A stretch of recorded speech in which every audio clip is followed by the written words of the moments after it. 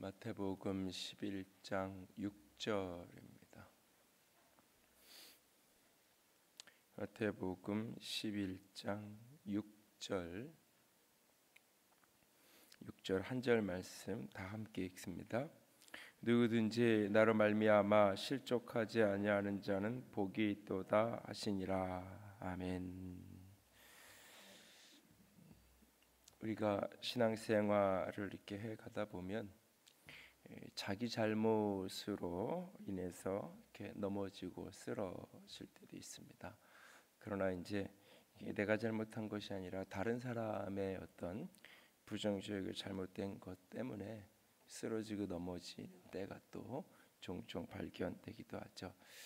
그러니까는 이렇게 사람들을 만나고 이럴 때 제일 안타까운 경험 중에 하나가 교회의 이런저런 어떤 모습들 때문에 신앙 자체를 놓아버리게 되는 그런 어떤 모습을 경험하고, 단지 조금 상처받고 마음이 힘들고 그래서 다른 공동체를 찾아서 그곳에서도 신앙생활하고, 그것도 사실은 좀 안타까운 일이지만 그래도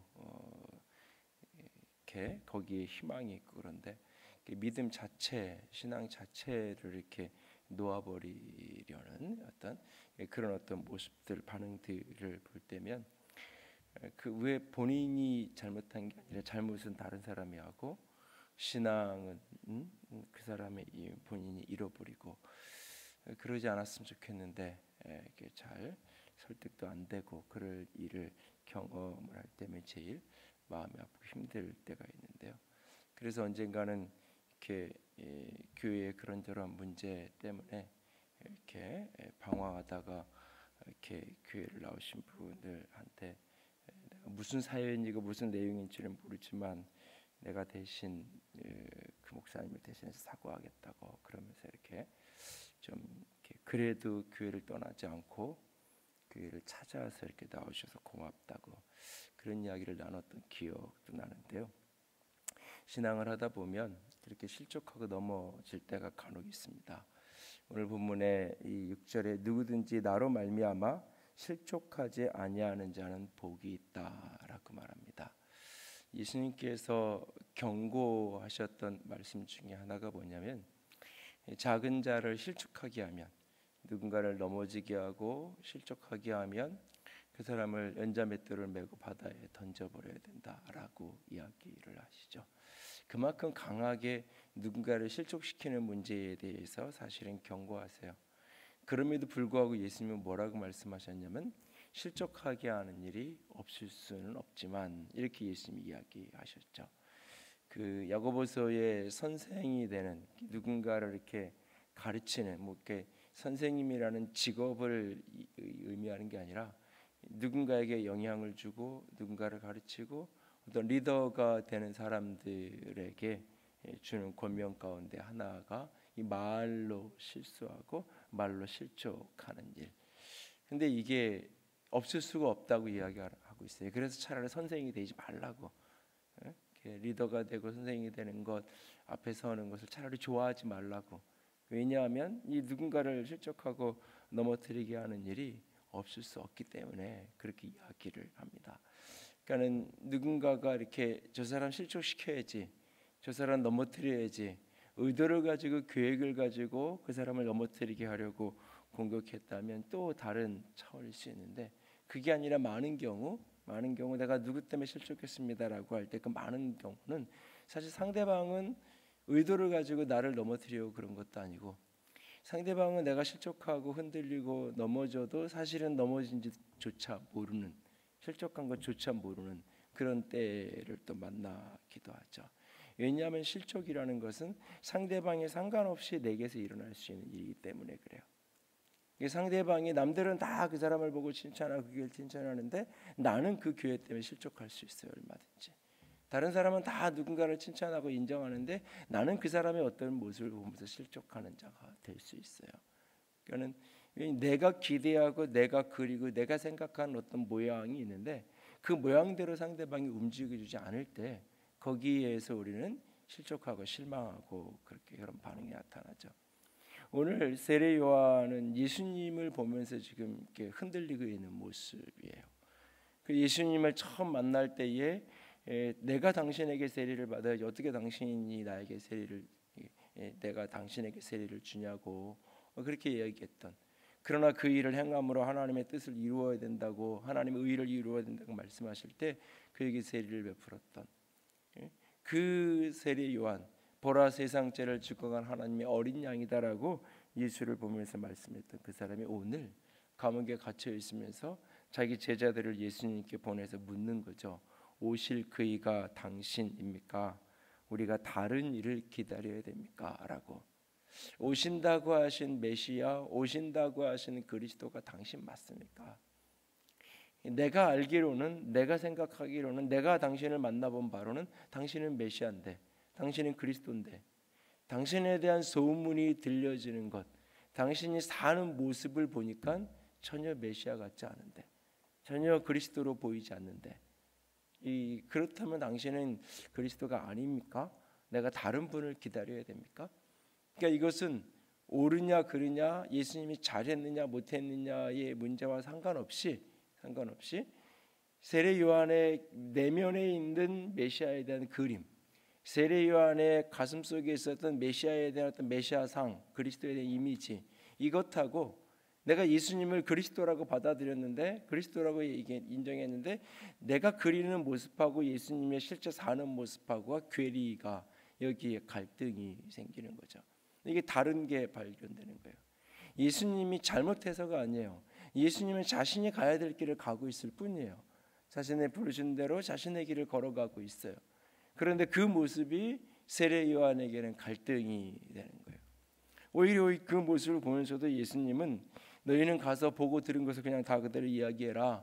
매gin이 보며 못 걷는 자가 걷고 나병한 자가 깨끗해지고 못 듣는 자가 듣는다.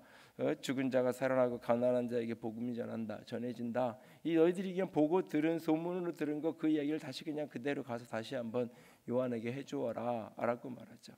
그러면서 누구든지 나로 말미암아 실족하지 아니하는 자는 복이 있다라고 말하고 있어요.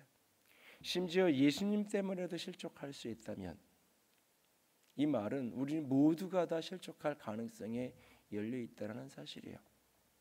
이 땅에 어떤 완벽한 공동체도 없고 어떤 완벽한 리더도 존재하지 않아요. 사람들이 다 칭찬하는 어떤 리더도 100%의 지지를 받는다면 그것은 우리는 잘못했다고 얘기하잖아요. 왜 공산당이냐고 이렇게 우리가 표현을 하잖아요. 왜냐하면 그 속으로는 다른 생각을 할 수밖에 없는, 100%의 지지라는 건 불가능한, 왜? 자기가 생각하는 자기 나름의 이미지를 가지고 투영하기 때문에 그것을 보고 스스로 이렇게 힘들어하고 어려워하게 되는 그런 모습이 나타나는, 예수님 때문에. 아니, 또 신앙생활하다 보면 하나님 때문에 그렇게 되기도 하죠. 신앙에 대한 개념, 기본적인 하나님에 대한 이해가 왜곡되어 있기 때문에, 하나님이 어떤 분이신지 잘못 알고 있기 때문에 자기가 아는 수준으로 하나님께 부르짖고 하나님께 기도했는데 하나님이 그렇게 일하지 않을 때, 하나님은 내가 40일 작전 기도를 작정하고 기도하면 뭔가 응답을 해주는 분으로 내가 알고 있는데, 내 경험이 그런데 내가 이번 문제를 가지고 40일 작전 기도를 했는데 하나님이 응답을 안 해준단 말이죠. 그러면 거기에 실족하는 일이, 실망하는 일이 벌어지는 거예요. 나 이제 다시는 기도 안 한다고, 나 다시는 새벽 기도 안 하고, 난 기도 안 할 거라고 이렇게 얘기하죠. 그 말은 내가 생각하는 개념으로 하나님을 이해하는 거. 하나님은 적어도 내가 40일을 그렇게 작정하고 기도하면 내 기도에 응답해야 되는 분, 내가 그렇게 생각하고 내가 그렇게 규정진 거죠. 그리고 그 규정의 그 렌즈로 하나님을 보는데 하나님이 그렇게 일하지 않아요. 거기에 실망이 오고 실족함이 오고 넘어짐이 오게 되죠. 그게 한 번이 아니라 두 번, 세 번 반복하다 보면 이제 실망이 더 심해져서 어느 시점으로 넘어가면 실망조차 하지 않는, 그러니까 기도도 모든 것이 그냥 피상적으로 되어버리는 그런 어떤 모습. 그러니까 실족함의 문제는 이 실족하게 만든 그 사람의 잘못, 그 사람의 어떤 그 조심성, 이런 문제를 분명히 다뤄야 돼요. 예수님도 그 부분을 굉장히 강하게 이야기하고 있어요. 그러나 동시에 모두가 다 똑같은 상황에서 실속하는 게 아니죠. 모두가 다 똑같은 상황에서 넘어지는 게 아니에요. 그렇기 때문에 넘어지지 않는 게 복이에요. 그러니까 똑같이 이 독감 바이러스가 떠다니는데 그 속에 어떤 사람은 같은 공간에 같이 앉아 있었는데 어떤 사람은 걸려서 감기가 걸리고 어떤 사람은 감기가 걸리지 않아요. 기계적으로 그 공간 속에 들어가면 그 상황에 들어가면 모두가 다 걸리는 게 아니에요. 똑같은 일을 겪으면, 똑같은 실망스러운 일을 겪으면, 똑같은 신뢰할 수 없는 지도자를 만나면, 똑같이 실망스러운 어떤 상황을 경험하면, 똑같이 응답되지 않는 믿음의 기도의 현실을 직면하면 모두가 다 똑같이 실족하는 게 아니에요. 여러분들이 이 문제를 만났을 때 가장 정확하게 봐야 될 게 이거예요. 모두가 다 나랑 똑같이 생각할 거야. 모두가 나처럼 다 이 문제 앞에서 실족하고 넘어질 거라고 생각해요. 사람들이. 아니에요. 모두가 그렇지 않아요. 그러면 생각해, 저런 사람들은 도덕적으로 민감하지 않고, 저런 사람들은 교회에 대한 개혁적인 마인드가 없고, 저런 사람들은 뭔가 쇠뇌가 돼가지고 그냥 저래서 저런 거야 라고 우리는 치부해요. 그리고 내가 갖는 이 태도가 옳다라고 자꾸 생각을 해요. 아니에요. 얼마든지 아닐 수 있어요. 그래서 끊임없이 그 순간 자기를 볼 수 있어요. 내가 지금 무엇 때문에 실족하고 있는 건지, 내가 지금 무엇 때문에 분노하고 있는 건지, 그리고 그 분노를 때문에 이렇게 반응한 것이 이게 옳은가? 그런 얘기 하잖아요. 욕조에 물이 지저분하다고 해서 그 욕조 속에 지금 이제 목욕하고 있는 아이까지 같이 버릴 수는 없는 거라고. 물이 지저분해도 그 욕조 속에 있는 아이까지 같이 버려서는 안 된다고. 아무리 허물이 있고 문제가 있어도 때로는 어떤 거는 부시고 어떤 건 잘라내고 다시 세워야 될 때도 있겠지만, 어떨 때는 그게 무정부보다는 독재가 차라리 낫다라는 이야기도 있어요. 최근에도 어저께인가도 기사에 보니까 리비아에 또 내전이 막 이렇게 벌어지겠다 그러는데, 가다피 같은 독재자가 있는 게 차라리 무정부 상태에서 계속 싸우고 외부 세력에 의해서 계속 전쟁이 벌어지는 것보다 차라리 독재가 오히려 그 사람들 중에 어떤 사람은 더 평안했다고, 그때가 힘들긴 해서 오히려 그냥 그래도 살만을 했다고 어쩌면 말할 수도 있다는 거예요. 사실은 그렇기 때문에 우리가 실족하는 일, 우리가 교회에서는 보통 이걸 이렇게 나는 시험 들어서 이런 표현을 사용하는데, 그런 일이 닥쳤을 때 나는 정당해, 나는 옳아, 상대방이 잘못했으니까 내가 이런 감정을 느끼고 이런 태도를 취하는 게 맞아라고 착각해서는 안 돼요. 그걸 끊임없이 다시 하나님의 말씀 앞에 자기 자신을 제3자의 모습으로 다시 조명해 보아야 될 필요가 있어요. 이 상황에서 어떻게 반응하는 것이 옳은 것인지, 그것을 변화시키고 바꾸고 때로는 잘못된 것을 지적하는 문제하고 내가 그것 때문에 걸려 넘어지는 문제는 다른 이야기인 거예요. 다른 이야기인 거예요. 부정적이고 잘못된 것을 분명히 고쳐야 되고, 그것을 위해서 건의도 하고 때로는 싸우기도 해야 돼요. 근데 그것하고 그래서 내가 실족하는, 그래서 나는 신앙을 버릴 거야, 그래서 나는 교회를 떠날 거야, 나는 그래서 하나님이 놓아버릴 거야 라고 하는 거랑은 전혀 다른 차원의 이야기인 거예요. 근데 이걸 정당화시키고 합리화시키고 같은 걸로 오해를 하게 될 수가 있어요. 얼마든지 누구든지 나로 말미암아 실족하지 않는 자는 복이 있다라고 말하고 있습니다. 그 어떤 사람도 실족하지 않으시는 사람은 아무도 없어요. 넘어지지 않으시는 사람은 아무도 없어요. 왜냐하면 끊임없이 사단이 우리를 넘어뜨리려고 미혹하고 있기 때문에. 예수님께서 누가복음 22장에 베드로를 향해서 이야기하잖아요. 베드로가 3번 예수를 부인할 것을 이야기하면서 예수님이 사단이 밀가부르듯이 너를 청구하고 있다라고, 사단이 끊임없이 너를 넘어지게 흔들고 있다고, 그래서 내가 너를 위해서 기도하고 있다고, 내 믿음이 떨어지지 않기를, 내가 돌이킨 후에 다른 사람을 굳게 세우는 자가 되기를 내가 기도하고 있다고 이야기하고 있어요. 그러니까 베드로가 그 속에서 부인하고 넘어지고 쓰러지는 그 모습 앞에서 그 사단이 그를 흔들고 있는 요소가 그에게 분명히 있단 말이죠. 가룟 유다가 예수를 팔아먹는 그 모습 속에 요한복음의 기록은 분명히 그 속에 사단이 그의 돈을 사랑하는 그 자신의 죄와 그걸 틈으로 해서 어둠의 영이, 사단이, 마귀가 그를 사로잡는 역사가 동시에 있는 것을 이야기하고 있어요. 끊임없이 우리는 우리를 넘어뜨리게 하는 그 이유가 아무리 정당하고 옳은 이유라고 할지라도, 그 합당한 이유라 할지라도, 내가 알기로는 성경적인 어떤 이유라 할지라도 나를 넘어지게 한다면 그것은 옳은 게 아닌 거예요. 그 속에서 그 옳은 목소리를 내지만 내가 실족하지 않을 수 있는 길을 찾아야 되는 거예요. 오늘 세례 요한은 자기가 알고 있는 것으로는 예수님이 잘못된 거예요 지금. 그래서 예수님이 뒤에 대화 속에서 여자가 낳은 자 중에 가장 큰 자라고 이야기하지만 그러면서 동시에 그는 천국에 가면 지극히 작은 자라고 이야기해요. 그는 구약의 마지막 사람이라고 이야기하고 있어요. 그는 구약적 사고를 가지고 렌즈를 가지고 예수님을 바라보았기 때문에 다윗과 같은 정치적 해방자로서의 메시아상을 가지고 예수님을 바라보았기 때문에 끊임없이 흔들리는 거예요. 그는 자기가 알고 있는 성경의 개념, 자기가 알고 있는 신앙의 개념으로는 예수님이 지금 틀린 거예요. 자기가 맞고. 그래서 지금 예수님이 잘못됐다라고, 내가 진짜 당신이 메시아인 줄 알았는데 이게 뭐가 틀린 거냐고, 잘못됐다고. 왜 당신 그렇게 사냐고. 오실 거이가 당신입니까? 당신 맞습니까? 이 말은 그냥 정중하게 물어보는 이야기 수준이 아니라 당신 그렇게 살면 안 되잖아. 당신 그리스도라면 왜 그렇게 살아? 라고 지금 이야기하고 있는 거예요. 자기가 생각하고 있는 그 기준을 가지고. 더 큰 기준을 놓고 보면 신구약 성경 전체를 통과하는 더 큰 하늘의 관점에서 보면 예수님의 그 길이 십자가의 길을 향한 그 길, 예수님이 하신 모든 일들이 하나님의 나라를 이 땅에 구현시키고 보여주는 그 모습이 틀린 길이 아니었던 거예요. 그런데 나는 지금 실족하고 있는 거예요. 그래서 예수님이 세례 요한에게 나 때문에 실족하지 않는 사람은 복이 있다라고 말합니다. 신앙생활을 해가면서 보면 누구나 다 실족하는 일이 생깁니다. 실족하는 일이. 언젠가 집사님분에게 제가 재정부를 좀 보라고 연말 돼서 이렇게 이야기를 했더니 목사님이 하라면 하긴 하겠는데 사실 저는 별로 하고 싶지 않다고. 왜요? 그랬더니 하시는 얘기가 제가 어렸을 때 교회 다닐 때 보면 그 재정 보시는 장로님들이 꼭 목사님들하고 싸우고 교회가 자꾸 이렇게 소란해지는 걸 제가 몇 번 봤다고. 그래서 자기는 이렇게 결심하기를 나중에 그런 일은 자기는 안 했으면 좋겠다고 그런 생각을 했다고.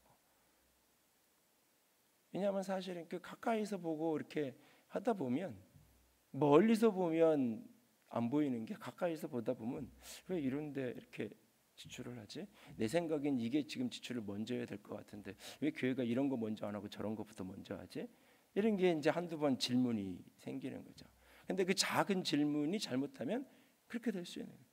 목사님 저도 잘못하면 그럴까 봐 사실은 하고 싶지 않다고. 그런 마음이 있고 그런 조심성이 있으면 괜찮다고. 그냥 그런 의식을 늘 하면서 나도 넘어질 수 있다라는 걸 늘 하면서 조금씩 감당해 가고 하다가 또 몇 년 하다가 또 이렇게 좀 쉬기도 하고 그러면 된다고. 그러면서 이렇게 좀 했으면 좋겠다고 이야기를 나눴던 기억이 있는데요. 신앙생활 하다 보면 내용에 상관없이 모두 이렇게 걸림이 되게 돼 있어요. 그래서 다른 교회 장로님들, 다른 교회 목사님들 보면 다 존경스러운 것처럼 보여요.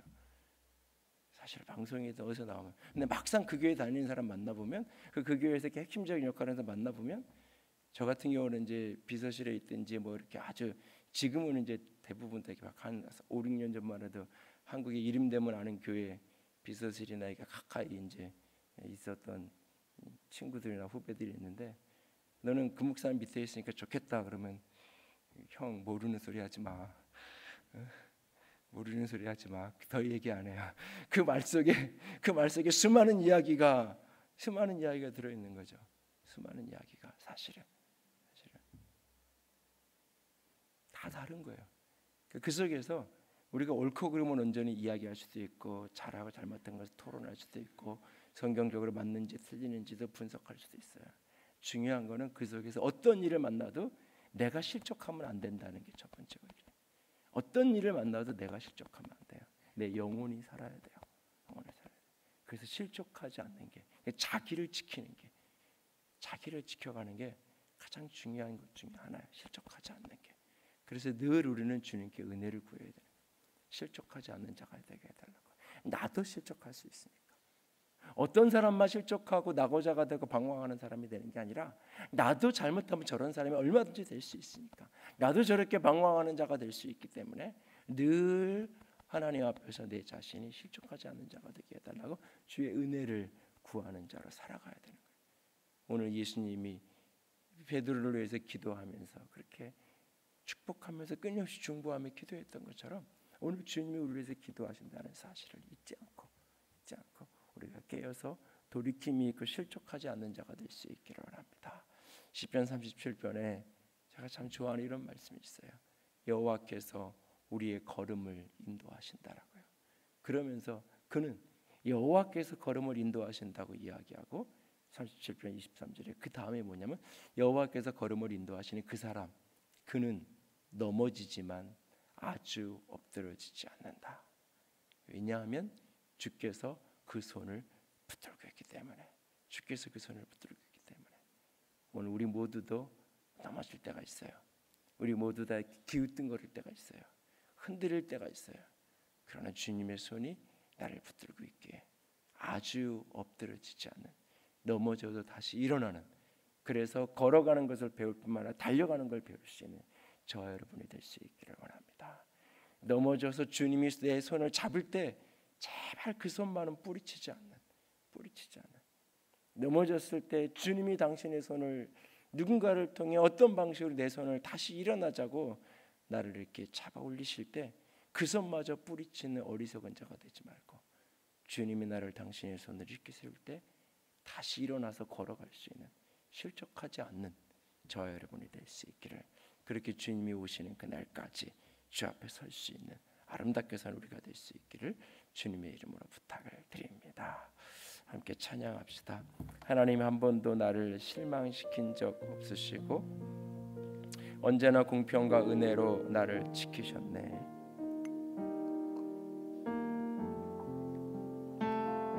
하나님, 한 번도 나를,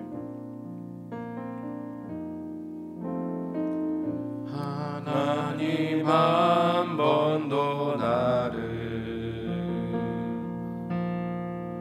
실망시킨 적 없으시고 언제나 공평과 은혜로 나를 지키셨네. 지나온 모든 세월들 돌아보아도, 지나온 모든 세월들 돌아보아도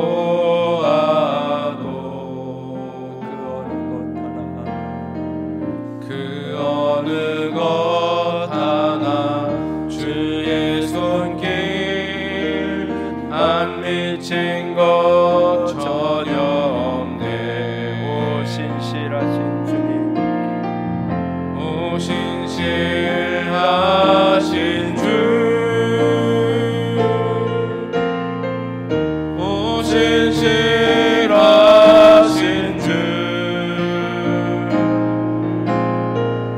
내 너를 떠나지도 않으리라. 내 너를 버리지도 않으리라.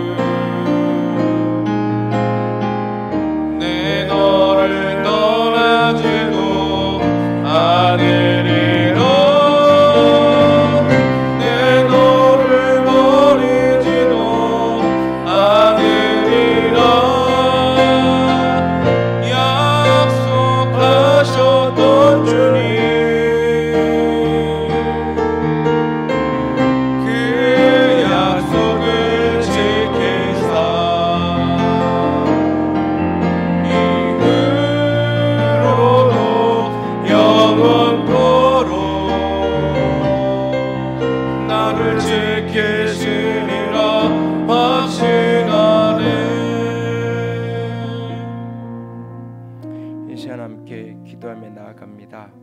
여호와께서 사람의 걸음을 정하시고 그의 길을 기뻐하시나니 그는 넘어지나 아주 엎드러지지 아니함은 여호와께서 그의 손을 붙드심이로다. 주님, 주께서 내 손을 붙들고 가심을 믿습니다.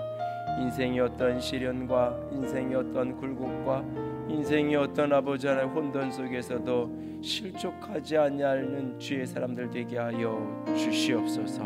실족하지 아니하고 끝까지 나의 사명을 다할 수 있는, 나의 길을 다 걸을 수 있는 영광의 백성들 되게 하여 주시옵소서.